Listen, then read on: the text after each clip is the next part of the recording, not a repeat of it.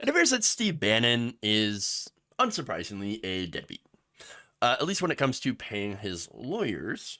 According to three sources who spoke exclusively to the Daily Beast, Bannon, Trump's former advisor and, of course, out and out white nationalist, racist, well, he has not been paying his lawyers. Even the ones who spent years defending him against this onslaught of criminal charges. So now those lawyers, again, they're pretty much haven't stuck around, leaving him scrambling to find new lawyers, new attorneys, as he faces a looming trial over the over the Rebuild the Wall scam. That was, of course, the fundraiser to try to build a wall on the southern border to keep out Mexicans. Wow. And of course, look, that project was massively doomed to fail because it wasn't public land. They would have to get, permission from property rights holders. And it turns out a lot of people who own property down there are like, no, you're not going to build a wall on my land.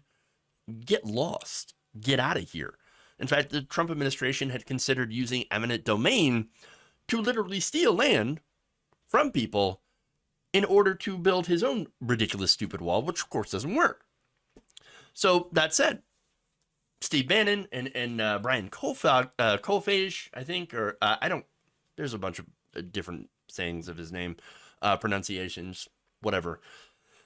They did this fundraiser, We Build the Wall, and raised tons and tons of money, and of course, they pocketed the money, a lot of it, and so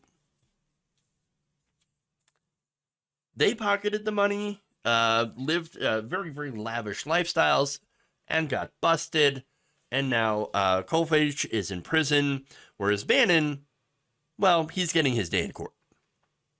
So now Bannon's refusal to fully pay his bills, getting back to the story, stunned some of his closer advisors who have stuck around for years. One associate said this, quote, "I don't have any reason to believe he doesn't have money." Is this a surprise to me? No, it's not.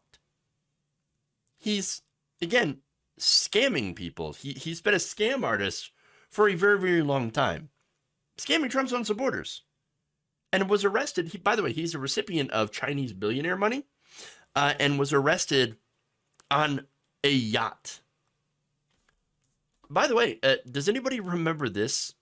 Speaking of yachts and Steve Bannon, remember this? Welcome back. This is Stephen K. Bannon. We're off the coast of Saint-Tropez in southern France in the Mediterranean. We're on the $1 million yacht of Brian Kolfage. And Brian Kolfage, he took all that money from Build the Wall. No, we're actually in Sunland Park, New Mexico. Turns out, yes, he meant it as a joke, and then that joke became reality.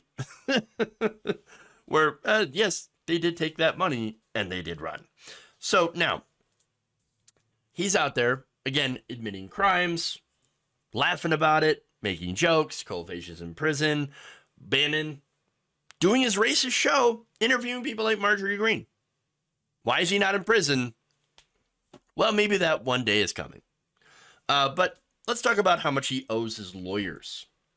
According to sources, Bannon owed significant sums of money to attorneys Evan Corcoran of Baltimore and Robert Costello of New York City.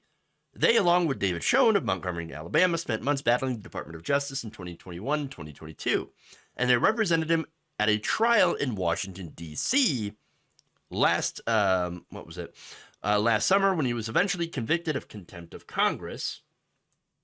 At one point late last summer, Bannon owed Costello alone more than $100,000, according to one source directly familiar with Bannon's unpaid bills. Bannon still owes Costello apparently a ton of money, according to two other sources familiar with the situation.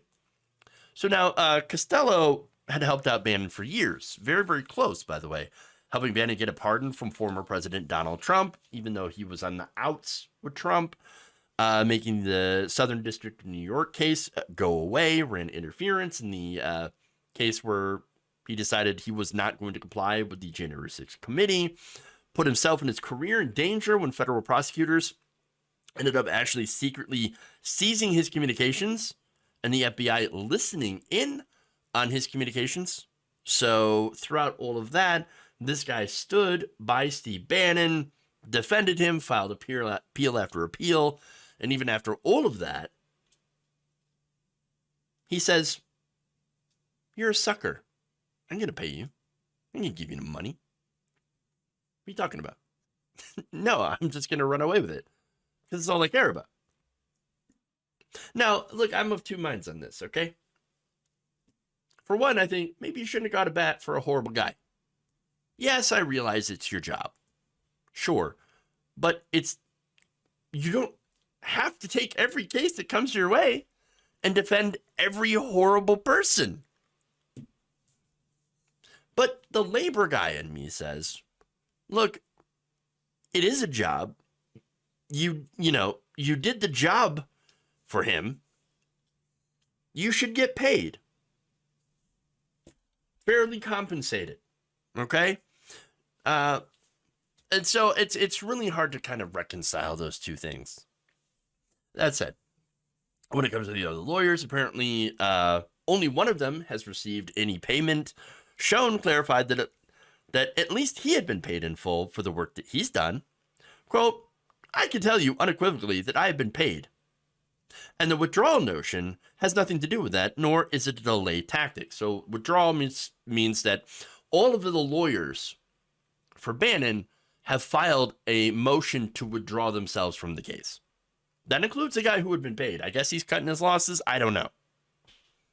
Last month, Schoen and Mitchell said that they could not keep working with Bannon at all and want to withdraw from the case entirely.